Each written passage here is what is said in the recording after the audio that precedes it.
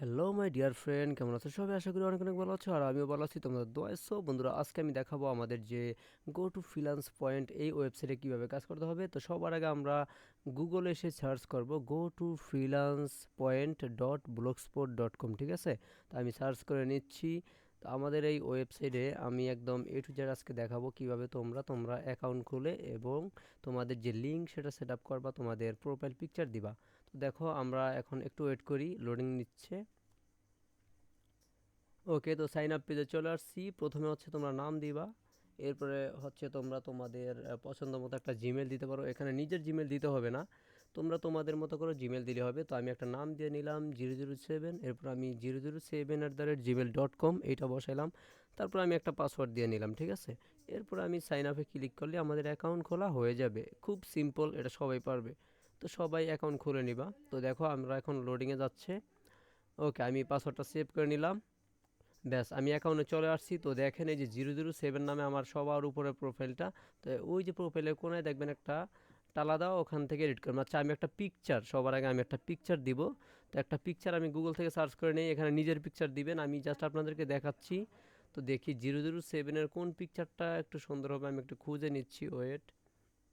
তো এখানে আপনারা যেই পিকচারটা ভালো হবে সেইটা বসাইবেন, আপনাদের পছন্দ আর কি। আপনারা যা মন চায় তা বসাইতে পারেন, কোনো সমস্যা নাই।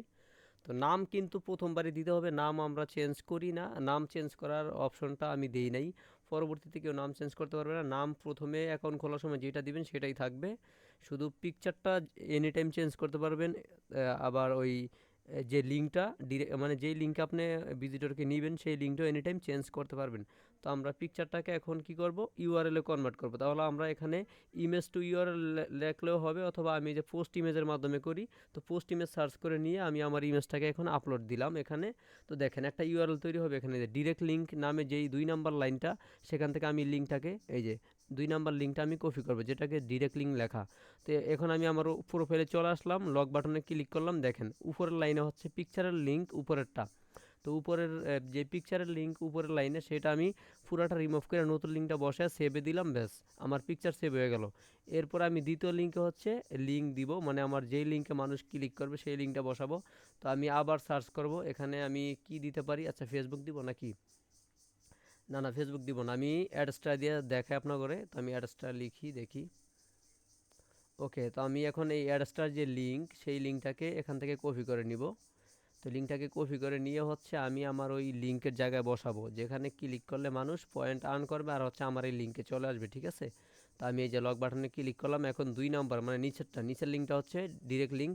নিচের লিঙ্কে সবসময় ডিরেক্ট লিঙ্ক, যেটা আপনারা যেখানে ভিজিটরকে নেবেন। তো এটা আমি সেভ দিয়ে দিলাম।